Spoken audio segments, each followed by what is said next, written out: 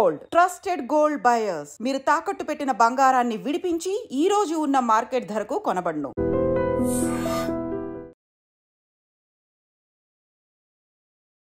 అందరికీ నమస్కారం. నేను Swaroopa Potlapalli. Welcome to trending topic.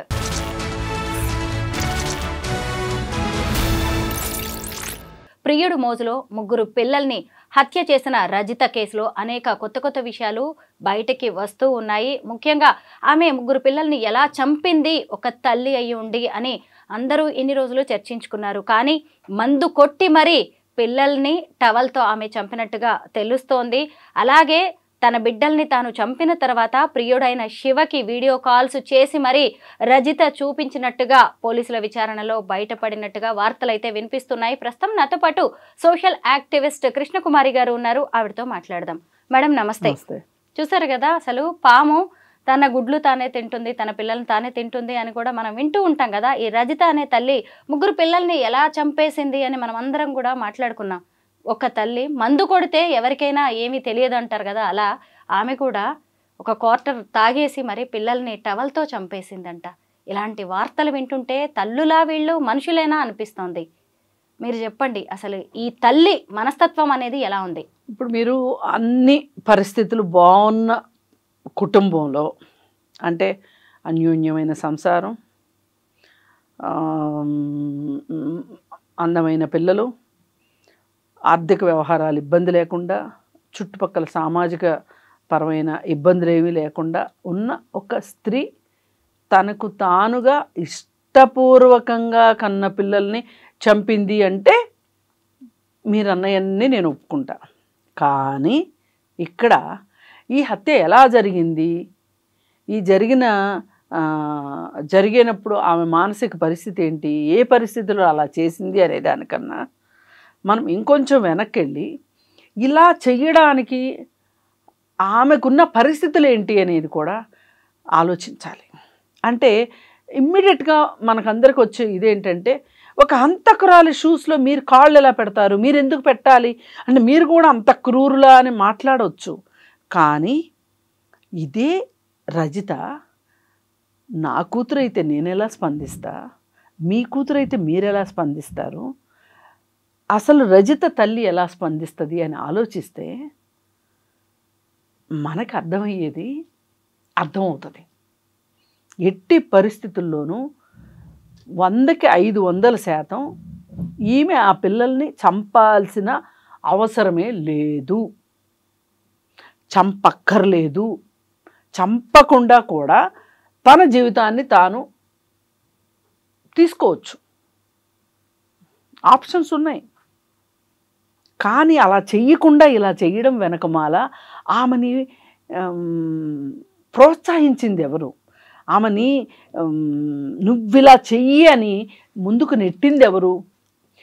అలాగే ఈమె జీవితంలో నా జీవితంలో ఈ వెలితుంది అని ఆ అమ్మాయి అభిప్రాయపడటానికి కారణం ఎవరు అనేది ఆలోచించకుండా మనం ఈ సమస్యకి మనం సరిగా సమాధానం చెప్పలేము. చెప్పినా కానీ అది 100కి 100% కరెక్ట్ కాదు. మనం మొదటగా వెళ్ళవలసింది రజిత జీవితం దగ్గరికి వెళ్ళాలి, పెళ్ళికి ముందు జీవితం దగ్గరికి వెళ్ళాలి. రజిత నిజంగా చక్కని చుక్కలా ఉంది. తల్లిదండ్రులకి ఆమెకి ఆశించిన స్థాయిలో పెళ్లి చేసే స్తోమత లేదు అనుకుంటే గంతకు తగ్గ బంతం చూసి చేయొచ్చు వాళ్ళు కూడా. కానీ వాళ్ళు ఏం ఆలోచించారు, మంచి అబ్బాయి కావాలి.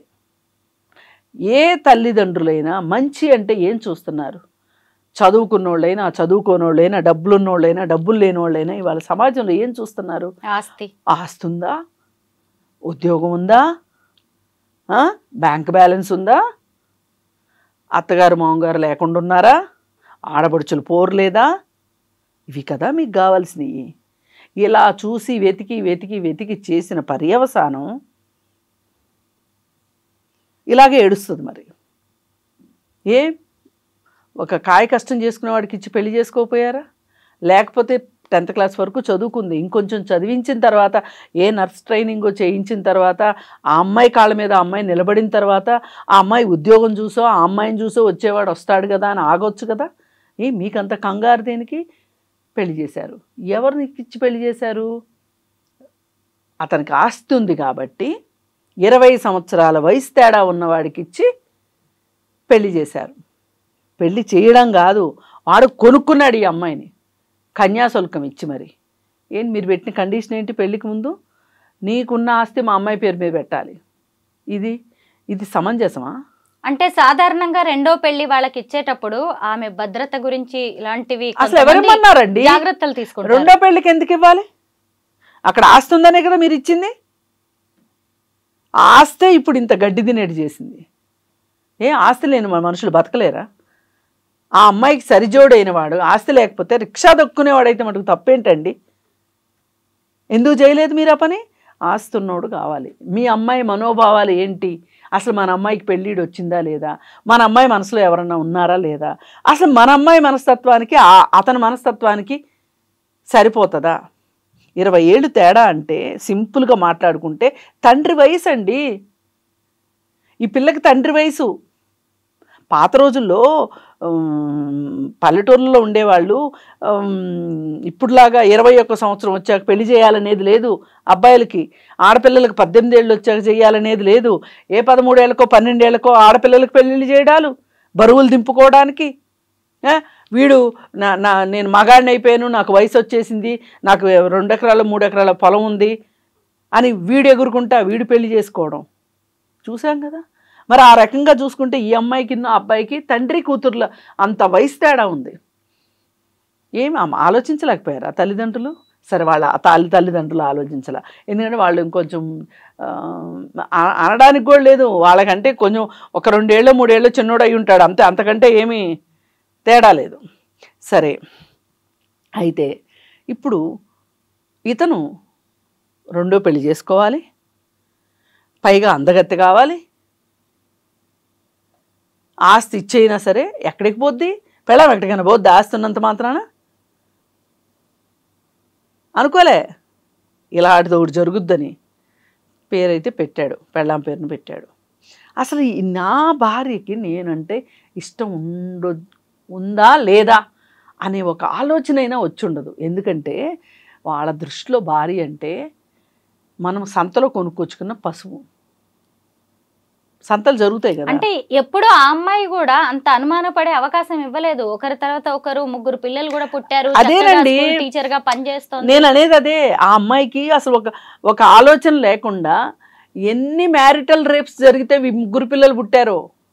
ఆ అమ్మాయి ఇష్టంగా అతనితోటి చాలా సంతోషంగా కాపురం చేసి ఉంటుందని మీరు అనుకుంటున్నారా? ఎలా నచ్చుతాడండి? 20 ఏళ్ళు గ్యాప్ ఉన్నోడు, దగ్గర తండ్రి అంత వయసు ఉన్నవాడు ఎలా నచ్చుతాడు ఆ అమ్మాయికి? విధి లేని పరిస్థితిలో చేశారు పెళ్ళి, బలవంత పెళ్ళిది. ఆ అమ్మాయి ఇష్టపూర్వకంగా చేసుకుంది అనుకోవటానికి లేదు. ఆ అమ్మాయి ఒక భర్త అంటే ఇలా మాట్లాడతాడు, ఇలా ఉంటాడు, నా దాంపత్య జీవితం ఇలా ఉండాలి అని సినిమాలు చూసో సీరియల్స్ చూసో ఊహించుకుని ఉన్న వయసులో ఉన్న చిన్నపిల్లకి మీరు ఆ ముదురు బెండకాయని వేసి కట్టి, ఆ అమ్మాయికి మనసులో ఏముందంటే నాకు తాళి కట్టాడు కాబట్టి అతను ఏమైనా చేసే హక్కు ఉంది అనుకుంది తప్పితే అది దాంపత్యం కాదది. అంటే తన క్లాస్మేట్ అనే వ్యక్తి మళ్ళీ తన జీవితంలోకి వచ్చే వరకు ఆమెకి తెలియలేదా వెలితి లోటు ఏంటి అనేది అంటారా? అదే నేను అంటున్నా. అయినా మాట్లాడే హక్కు లేదు ఆ అమ్మాయికి. ఈ ఆలోచన లేకుండా సడన్గా వీడు వచ్చేసేసి నేర్పించేశాడని నేను అనను. ఈ అమ్మాయికి ఉన్న చెల్లుబాటు కాదు కాబట్టి, ధైర్యం ఉండదు కాబట్టి తన జీవితంలో పిల్లల్లో తన జీవితాన్ని చూసుకుంది. అలాగే 10th క్లాస్ వరకు చదువుకుంది కాబట్టి ఏదో ప్రైవేట్ స్కూల్లో ఉద్యోగం చేసుకుంటుంది. జీవితం చాలా ప్రశాంతంగా ఆమె మనసులో ఎన్ని తుఫాన్లు ఉన్నప్పటికీ ప్రశాంతంగా నడుస్తుంది జీవితం. ఈ ప్రశాంతమైన జీవితంలో ఈ రీయూనియన్ అనే ఒక గులకరాయి వచ్చి ఆమె జీవితంలో పడింది, మనసులో పడింది.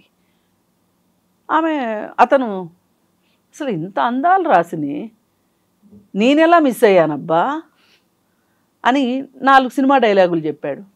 ఇలాంటి డైలాగులు వినాలని ఆ అమ్మాయి 12 ఏళ్ళ నుంచి 13 ఏళ్ళ నుంచి ఒక భర్త దగ్గర నుంచి వినాలని ఎదురు చూస్తున్న అమ్మాయి. ఆ అమ్మాయికి వీడి ఈ డైలాగ్ చెప్పేసరికి వీడిని మించిన రోమియో కనిపించలేదు ఆ అమ్మాయికి. అవునా? అలా అయిందా? అయిన తర్వాత సరే అలా అన్నోడు అన్నట్టు ఊరుకున్నాడా? నీ 3 పిల్లలు, ఇంత అందాలు రాసి 3 పిల్లల, వాడు ఎంత దుర్మార్గుడు కాబట్టి నిన్ను పిల్లలుగానే యంత్రంలాగా చేశాడు. ఇలాంటి కథలు ఎన్నో చెప్పుంటాడు. ఈ పాటికి ఎంతమందికి చెప్పాడో. ఇప్పుడు 10th క్లాస్ అయిపోయిన దగ్గర నుంచి నా అందాలు రాసి కనిపిస్తుందని ఈవిడ కోసం కూర్చున్నాడు ఏంటి వాడు? ఇలా ఎంతోమంది కథలో కాకరకాయలు చెప్పే ఉంటాడు. చివరికి ఈమెకి ఇలాంటి కథలు చెప్తే అప్పుడు ఈమె ఏదో అంటారే తొలకరి జల్లులో పురువిప్పిన నెమలిలాగా నాట్యం చేసింది అని ఈమెకి అతని అధీనంలోకి వెళ్ళిపోయింది. అధీనంలోకి వెళ్ళిపోయిన తర్వాత నీకు ఈ పిల్లలు లేకపోతే నేను పెళ్లి చేసుకునేవాడిని, సరే పిల్లల్ని తీసుకుని వచ్చేస్తాను అందనుకోండి. తల్లి తొందరగా పిల్లల్ని వదలాలనుకోదు. లేదు పిల్లలు వద్దు, పిల్లల్ని ఇక్కడే వదిలేయి, నువ్వు ఒక్కదాని వచ్చేయి అన్నాడు అనుకోండి, అది కూడా ఒక తీరుగా జరుగుండేది. వాడి ఉద్దేశం ఏంటంటే పిల్లలంటూ బతికుంటే ఈ అమ్మాయి మళ్ళీ మనసు మార్చుకుంటుంది కాబట్టి పిల్లలు అనేవాళ్ళు ఉండకూడదు అని వాడు డిసైడ్ చేశాడండి. స్క్రిప్ట్ మొత్తం వాడిదే, ఈ అమ్మాయి జస్ట్ ఎగ్జిక్యూట్ చేసింది అంతే.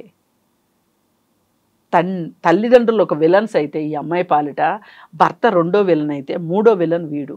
ఇవాళ ఆ అమ్మాయి నడి రోడ్లో కూడా నుంచొని అవకాశం లేకుండా చేసుకుంది ఆ అమ్మాయి జీవితాన్ని. నడి రోడ్లోకి వచ్చి నుంచోమనండి, ఎన్ని రాళ్ళు పడతాయి ఆ అమ్మాయి మీద. మొన్న జైలుకి వెళ్ళి ఉంటుంది కదా, జైల్లో ఎంత పంచాయతీ జరుగుద్దో మీకు తెలుసా? తెలియదు ఎవరికి, బయట వాళ్ళకి. ఇలాంటి పనులు చేసి వచ్చిన వాళ్ళ కోసం అక్కడున్న వాళ్ళంతా ఏదో మదర్ తెరిసాలు అన్నట్లు ఈ వచ్చిన వాళ్ళ మీద పడిపోతారు. నీకేం పోయే కాలం. ఇప్పుడు మనం చేస్తున్న మోరల్ పోలీసింగ్ చూసావా? ఇంతకు మించిన మోరల్ పోలీసింగ్ జరుగుతుంది. మ్యాన్ హ్యాండ్లింగ్ కూడా జరుగుతుంది జైల్లో, తోటి ఖైదీల దగ్గర నుంచి. నరకం అక్కడే స్టార్ట్ అవుతుంది ఆ అమ్మాయికి. అయిపోయిన తర్వాత ఆ అమ్మాయి అనుకోవచ్చు, నేను జైలుకి వెళ్తే అసలు నన్ను ఈ ప్రశ్నలు అడిగేవాళ్ళు లేరు, ఈ ఇంట్రాగేషన్ లేదు, ఏమీ లేదు, నేను ఎవరికైనా మొహం ఎట్లా చూపించుకోవాలి అనుకునే అవసరం లేదు నాకు, నన్ను తొందరగా ఊహించలేదు దొరికిపోతాను. అదే ప్రతి నేరస్తుడు దొరుకుతాము అనుకుంటే ఎవ్వరూ నేరాలు చేయరు. ఈ సినిమా ఫ్లాప్ అవుద్ది అంటే ఆస్తులన్నీ పెట్టి ఎవడో సినిమా తీయడు. పెళ్ళైన 3వ రోజే మొగుడు చంపేస్తాడు అంటే ఏ తల్లిదండ్రులు పెళ్లి చేయరు, అనుకోరు కదా. ఎందుకు అనుకుంటారు? అనుకోరు. అని ఇప్పుడు తెలిసి వస్తుంది అమ్మాయికి అసలు జీవితం ఏంటో ఇప్పుడు మొదలైంది అమ్మాయికి. భర్తతో జీవితం మొదలు కాల, ఒక యంత్రంలాగా పిల్లల్ని కన్నది అంతవరకే. వీడు వచ్చిన తర్వాత 4 రోజులు ప్రేమ పాఠాలు చెప్పాడు, ఇదే జీవితం అనుకుంది. ఈ 2 అయిపోయినాయి. అసలు జీవితంలో అసలైన జీవితం ఏంటో ఇప్పుడు నుంచి ఉందా అమ్మాయికి. ఎందుకంటే ఏ నేరం చేసినా ఆడవాళ్ళని చూసే దృష్టి వేరుంటుంది, మగవాళ్ళని చూసే దృష్టి వేరుంటుంది. మగవాడు నేరం చేయనివ్వండి, గొంతు బిసికి పెళ్ళాన్ని చంపేయనివ్వండి, ఆడి గ్రేస్ మార్కులు ఇచ్చేస్తారు. ఎందుకంటే మనము స్టీరియోటైప్లో అయిపోయాం. మగవాడు అన్నాక కొట్టకుండా ఉంటాడా, మొగుడు అన్నాక తన్నకుండా ఉంటాడా, మొగుడు అన్నాక చంపకుండా ఉంటాడా, దీనికి అలవాటు పడ్డాం, మొద్దుబారిపోయాం మనం అందరం. అందుకని వాళ్ళు ఏమైనా చేస్తే మనకేమనిపించదు. ఒక స్త్రీ చేయగానే అమ్మ మొగుడిని చంపడానికి సుఫారీ ఇచ్చిందంట, అమ్మ పిల్లల్ని చంపేసిందంట. ఇలాంటి పనులు మగవాళ్ళు రోజు చేస్తున్నారు.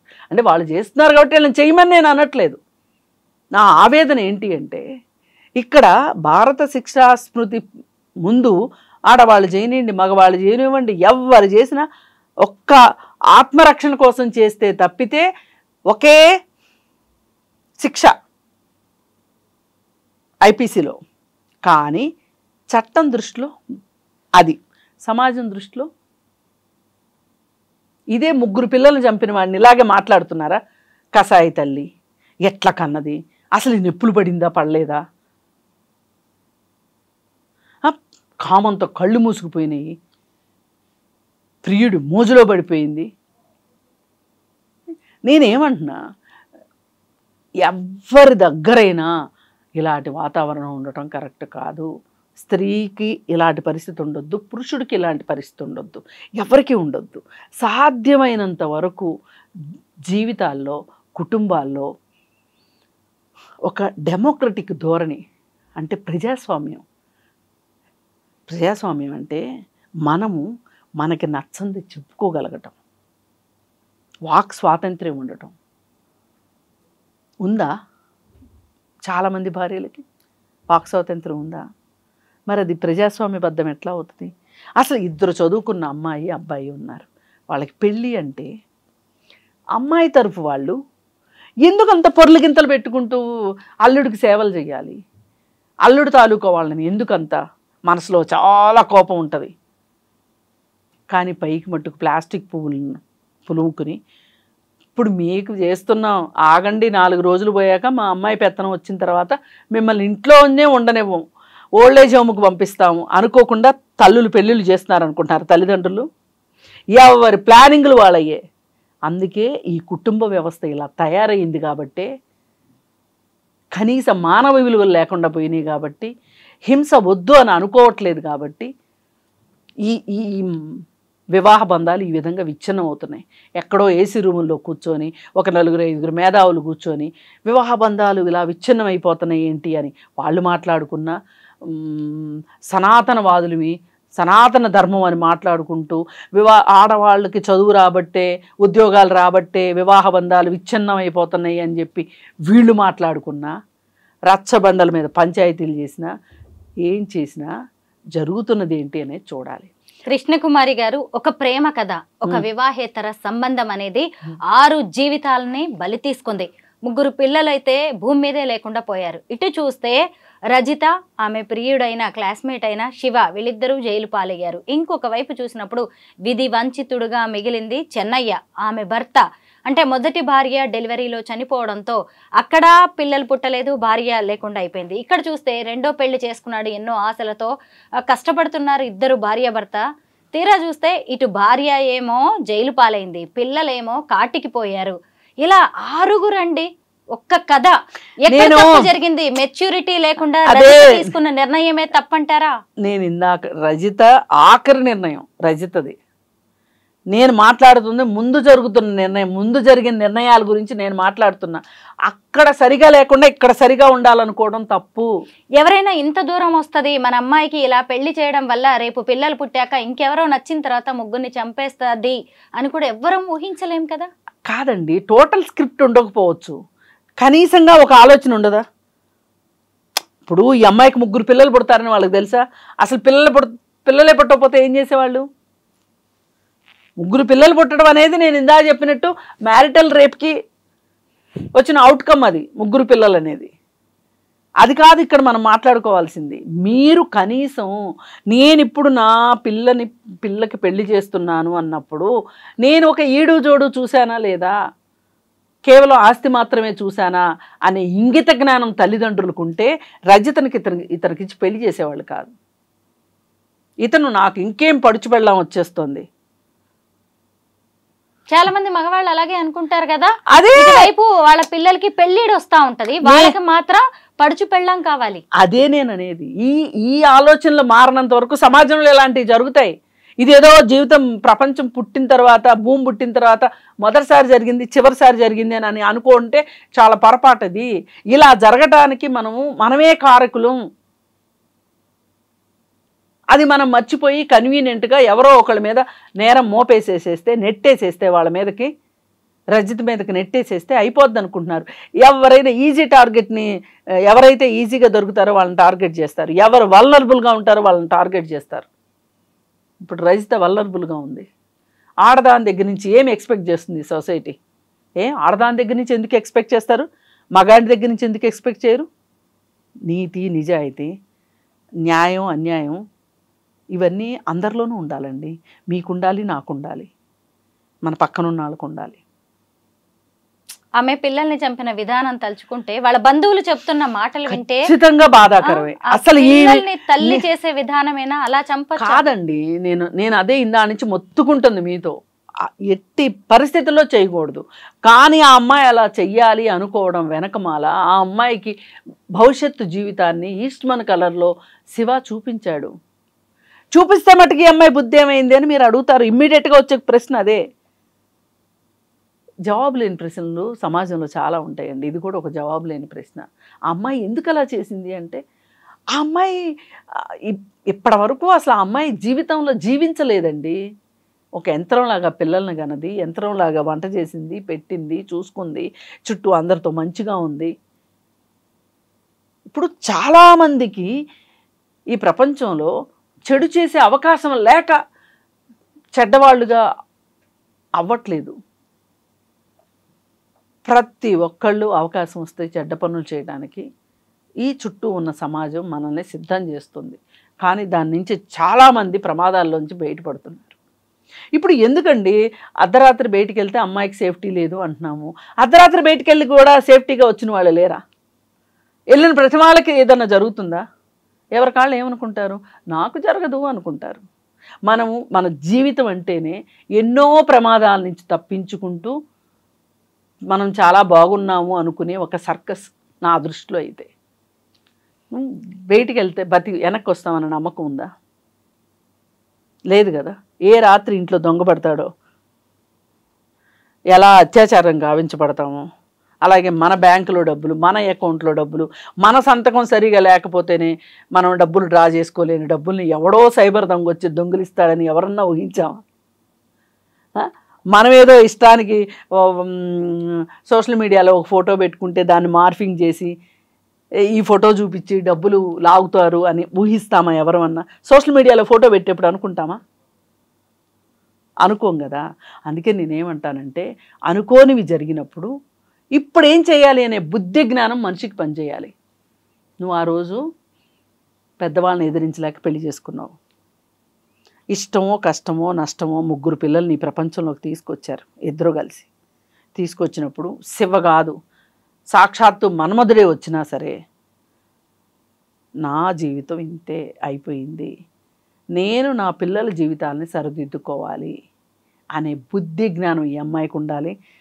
సరే ఆ రోజు అమ్మాయిని ఇష్టపడ్డాను, ఈ రోజుకి నాకు పెళ్లి కాలేదు, నేను పెళ్లి చేసుకోవడానికి ఈ అమ్మాయే కావాలనే బుద్ధి జ్ఞానం వాడికి ఉండాలి. ఎవరు తక్కువ వాళ్ళండి ఇక్కడ? అందుకే నేను పదే పదే రజితనే మనం టార్గెట్ చేయడం కరెక్ట్ కాదు. టార్గెట్ చేయవలసిన క్యారెక్టర్లు ఈ ఉదంతం చుట్టూ చాలామంది ఉన్నారు.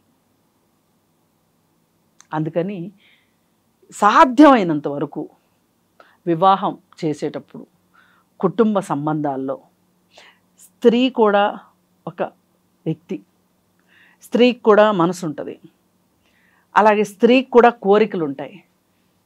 ఇలా ఆమెను కూడా ఒక పరిగణలోకి తీసుకుంటే అంటే సాధ్యమైనంత వరకు ప్రజాస్వామీకరణ.